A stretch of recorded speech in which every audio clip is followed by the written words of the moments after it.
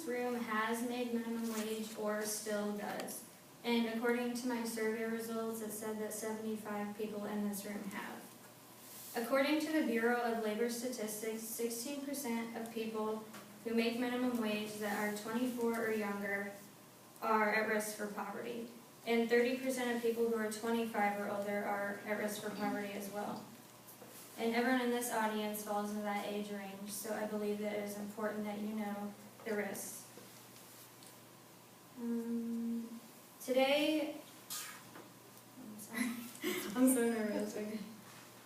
After listening to my speech today, you will be able to identify the 3 ways that minimum wage affects people negatively, which are: minimum wage can create unemployment, it can negatively impact your cost of living, and it can make it harder to get an education.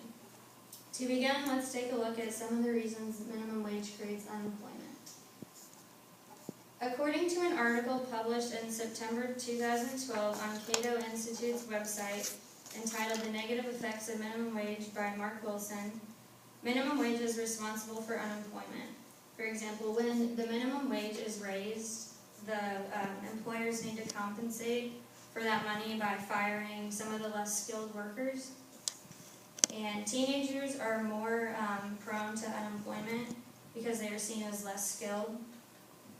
And according to the review of the commission by Charles Brown, a 10% increase in minimum wage leads to a 3% increase in teenage unemployment. According to an article published in April 2011 in the Economic Policy Journal entitled "Proof Minimum Wage is Causing Unemployment," jobs are getting harder to find and people are being shut out of the labor market. And for example, McDonald's recently just hired 62,000 people, and it sounds like a lot, but there was over 1 million people that applied. So that was only about half the people that got hired for minimum wage. Now that we have discussed how minimum wage can create unemployment, let's figure out how it can impact your cost of living. According to an article posted on the EPI website in November 2013 entitled "Wages and Incomes" by David Cooper, minimum wage is too low.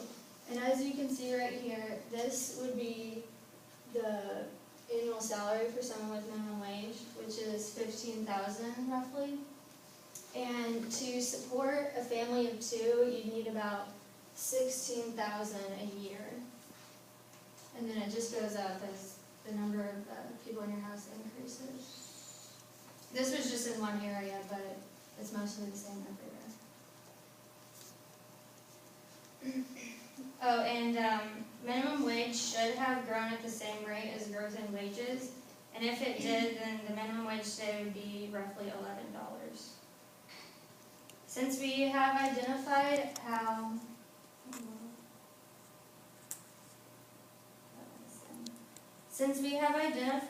how wage impacts your cost of living, let's look how it can make education harder to get.